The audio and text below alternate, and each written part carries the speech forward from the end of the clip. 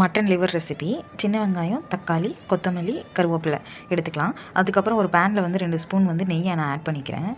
அதுக்கப்புறம் வந்து நெய் நல்லா வந்தோடனே அந்த ஜீரகம் கொஞ்சம் ஆட் பண்ணிவிட்டு, ஜீரகத்தோடு சேர்த்து நல்லா சோம்பு இதையும் போட்டு நல்லா நான் வந்து நல்லா பொரியிற அளவுக்கு போட்டுக்கிறேன். அதுக்கப்புறம் கருவேப்பிலை ஆட் பண்ணிக்கிறேன். அதுக்கப்புறம் சின்ன வெங்காயம் கட் பண்ணி ஆட் பண்ணிவிட்டு, தக்காளியும் ஆட் பண்ணிவிட்டு நல்லா வதக்கிக்கலாம். லைட்டாக வந்து அந்த ஸ்மெல் போகிற அளவுக்கு மட்டும் நல்லா லைட்டாக வதக்கிட்டு, அதோடு வந்து நம்ம வந்து ஈரல் வந்து க்ளீன் பண்ணி எடுத்து வச்சுருக்கோம். நல்லா மஞ்சத்தூள் போட்டு நல்லா வாஷ் பண்ணி எடுத்துக்கணும். அந்த ஈரலையும் நான் வந்து ஆட் பண்ணிக்கிறேன். ஆட் பண்ணி நல்லா வதக்கிட்டு, அதில் ஒரு கொஞ்சோண்டு மஞ்சத்தூள், கொஞ்சோண்டு மல்லித்தூள் ஆட் பண்ணிவிட்டு, கொத்தமல்லி தழை இருக்குது, அந்த கொத்தமல்லி தழையும் நான் ஆட் பண்ணி குக்கரில் வந்து விசில் போட்டு நல்லா கொதிக்க விட்டணும். நல்லா கொதிக்க வரணும். கொதி வந்ததுக்கப்புறம் குக்கரில் விசில் போட்டு எடுத்தால் நல்லா டேஸ்டியான குழந்தைங்களுக்கு வந்து நீங்கள் 8 மந்த்லேருந்து இது கொடுக்கலாம். 9 மந்த் ஃபுல் ஆகிட்டா அப்படின்னா நீங்கள் வந்து கொஞ்சம் ஈரல் வந்து கொஞ்சம் ஜாஸ்தியாக வந்து கொடுக்கலாம். ஆனால் வீக்லி ஒன்ஸ் மட்டும் கொடுங்க. ஏன்னா விட்டமின் ஏ வந்து அதிகமாகிடும். இந்த ஈரலில் பார்த்திங்க அப்படின்னா அயன் இருக்குது, விட்டமின் ஏ இருக்குது, பிரெயின் டெவலப்மெண்ட்டுக்கான விட்டமின் B12 இருக்குது.